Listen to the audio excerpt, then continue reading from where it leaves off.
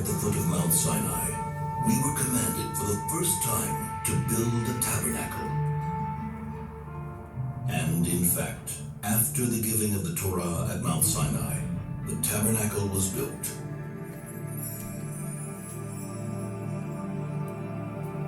The tabernacle is a portable, temporary temple.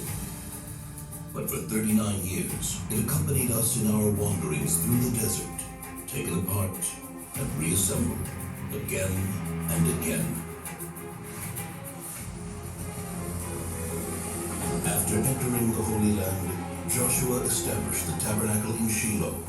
The Shilo tabernacle is built of a stone foundation and wooden beams, and covered by layers of fabric, a combination symbolizing the transition from a temporary tabernacle to a more permanent one. Shilo is to be the dwelling place of the Shekhinah, the divine presence, the holiest site for the Jewish people for 369 years. The tabernacle was comprised of two main parts, the courtyard and the tabernacle tent. The tabernacle courtyard was rectangular, 100 cubits in length by 50 cubits in width, about 50 meters by 25 meters. In the heart of the courtyard stood the altar, made of wood overlaid with copper. On it burned the eternal fire, on which sacrifices, meal offerings, and wine offerings were made every single day. Since it is forbidden to ascend the altar by stairs, the Kohanim, the priests, ascended by a ramp. Before the Kohanim begin the tabernacle service, they would purify their hands and feet in the copper laving basin which stood between the altar and the tabernacle tent. It is said that when the contributions for the tabernacle were collected in the desert, all the women donated their copper mirrors from which the laving basin was made. First thing in the morning, the Kohanim entered the tabernacle tent, the sanctuary, for the day's service. Twice a day, they burned incense on the gold-plated incense altar. A blend of 11 special spices, which were placed on the coals, and whose wonderful perfume wafted far into the distance.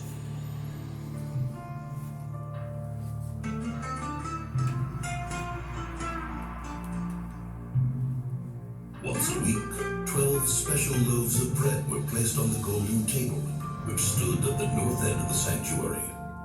The secret method of preparing the showbread was passed down from father to son. Every evening, the candles of the seven-branched menorah, which stood in the south across from the table, were kindled. The menorah was made of a single piece of solid gold and ornamented with flower-like cups, buds, and blossoms. At the tip of every branch was a receptacle into which pure olive oil was poured. Ever since, the menorah has been one of the symbols of the Jewish nation.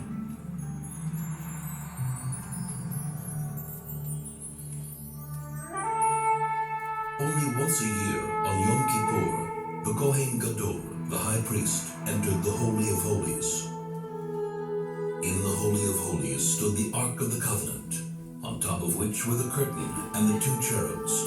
The cherubs were in the form of two angels, facing each other, with wings outstretched over the Ark. Inside the Ark were the tablets of the covenant, the first tablets which were broken by Moses, and the second, unbroken tablets. The tablets and the broken tablets lie inside the Ark. This is the place from which God's voice is heard. And I will speak to you from above the Ark cover, between the two cherubs, which are above the Ark of the Covenant. The tabernacle is a place of meeting, where man meets himself, where man meets his brothers and his people, where man meets his Creator. There is much more to it than meets the eye. The clues and secrets hidden in every part of the tabernacle and its vessels are many and lofty. For 369 years, the tabernacle dwelt in Shilo until the city was destroyed by the Philistines. It then wandered until Solomon built the temple in Jerusalem. But to this very day, it is is said, if you stand where the tabernacle stood and take a deep, deep breath, you can smell, if only for a moment, the scent of the incense which still suffuses the walls.